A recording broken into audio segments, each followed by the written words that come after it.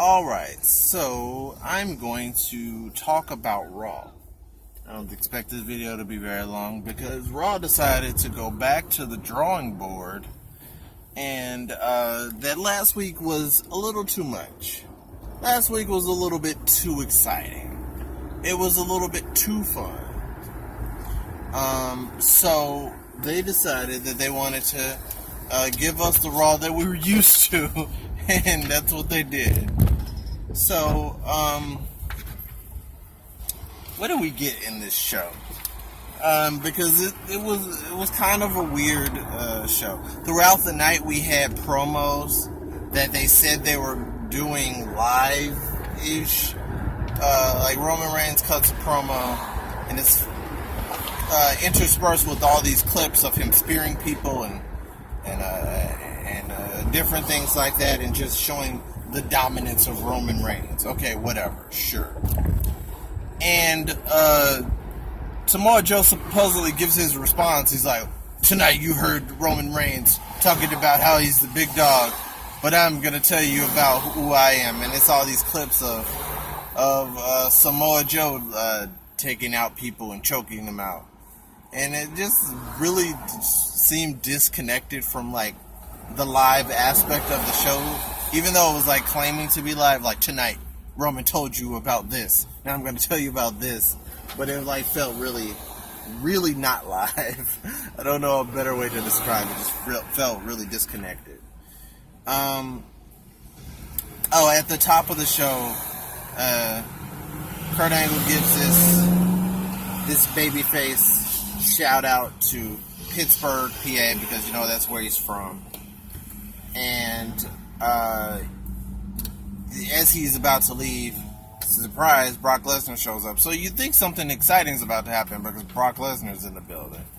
But he actually comes out with Paul Heyman to say that Brock Lesnar is basically declaring himself a crybaby. He's like, hey, I shouldn't be in this match, and if I lose the Universal Championship, I'm quitting.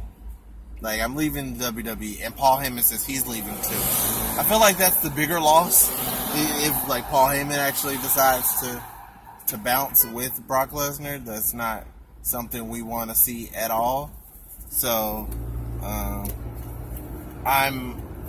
that only makes you root for Brock, right? Like, even though it's not a babyface thing to do at all.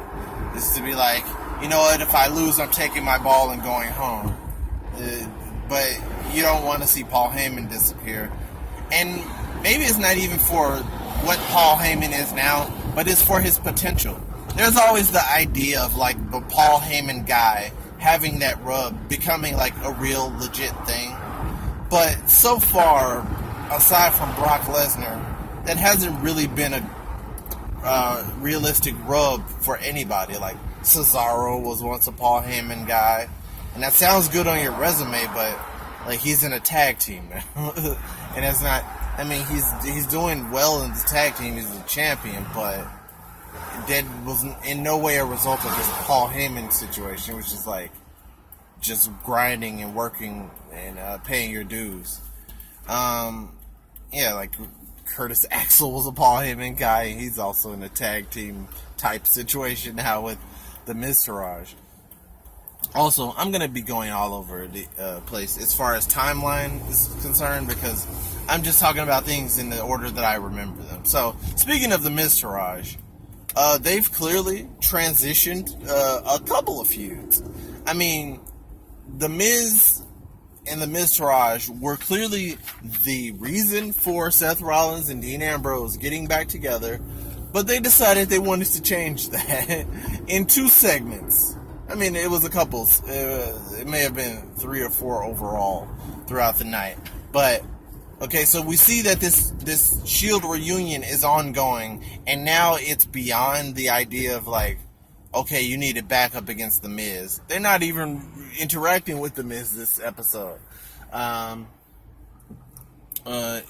It seems they've transitioned this this threat of the Miz and the Miztourage onto Cesaro and Sheamus. An even smaller threat, which makes sense for this to be a Shield reunion minus Roman, because it's like, hey, the two of us need to team up to take on these three guys.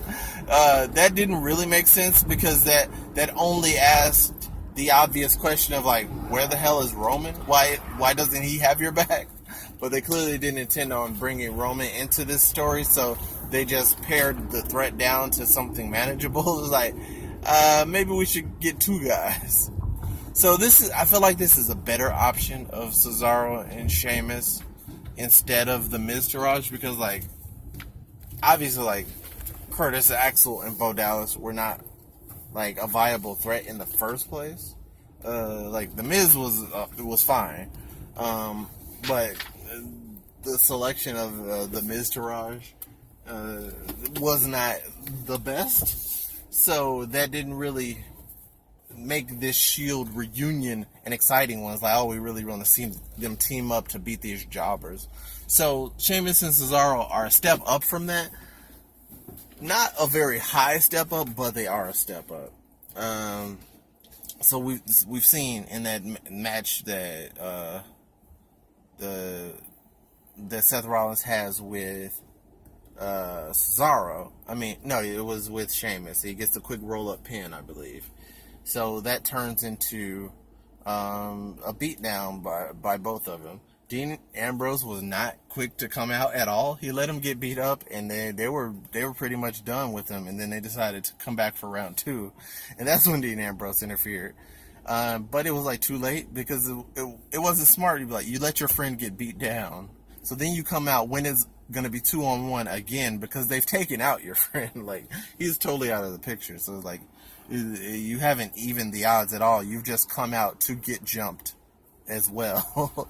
So this shows them standing tall, so it's going to give you a reason to see them team up again later. So we'll see. Also, they have the backstage segment of how they're trying to get back together. It's a really long, drawn-out process of this reunion, but I guess it'll be worth it in the end. So we've seen that, like, so the Shield is on to other things. And Miz and the Miztourage are also on to other things, as we've seen in the Miz TV segment where he's interviewing Jason Jordan. You know, as most Miz TV segments turn out, this turns into an assault on the guest. So that's basically what Miz tries for, because he's talking crap to Jason Jordan. He offers him to join the Miztourage.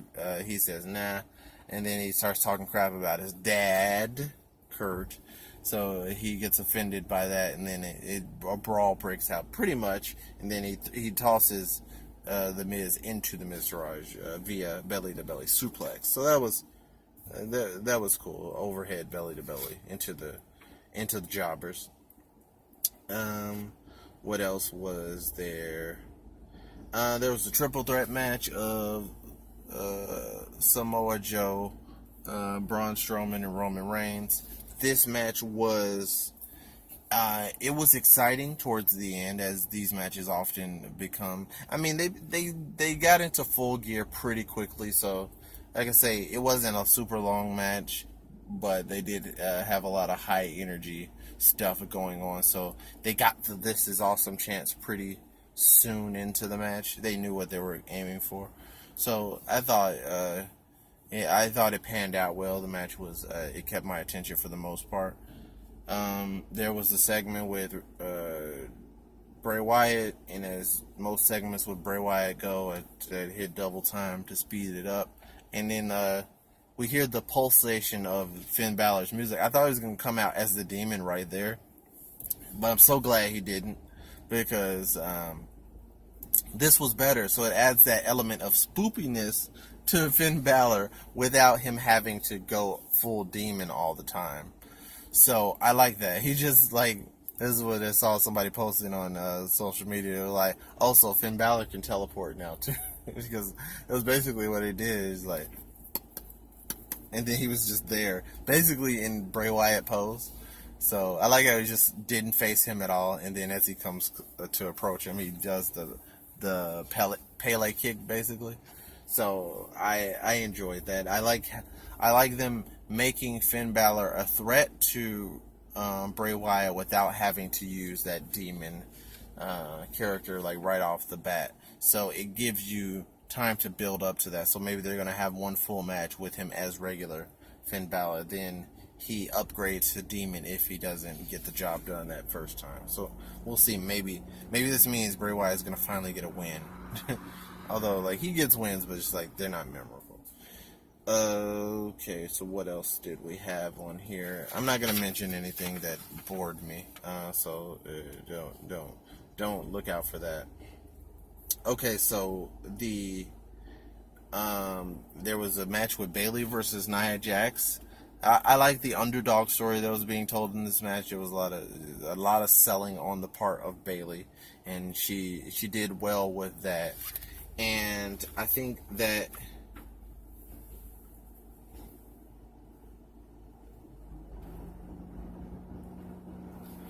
it was a good story being told there, and it was a good way to get a win for Bayley, because it wasn't decisive. It was like she survived, but I like the way they did that. What else did they have there? There was some tag team stuff, but I didn't pay too much attention to it. I'm trying to think. Elias had a match with Kalisto. That's not really anything to remark on, except for the fact that they changed his name from Elias Sampson to just Elias. So that's weird. Why don't you just call him the Drifter? Like, I wish you would just call him the Drifter. Anyway, and the main event was Big Cass versus the Big Show. Why was this the main event? Like, this feud has lost all of its heat. And at the time where it's at its lowest is when you put it in the main event. Like, this could have main evented, like, the week before or the week after Great Balls of Fire. But now it's completely dead in the water, so... as Balls of Fire often are. So with that, I would say this episode of Raw was pretty tame in comparison to last week. It was a steep drop, I would say.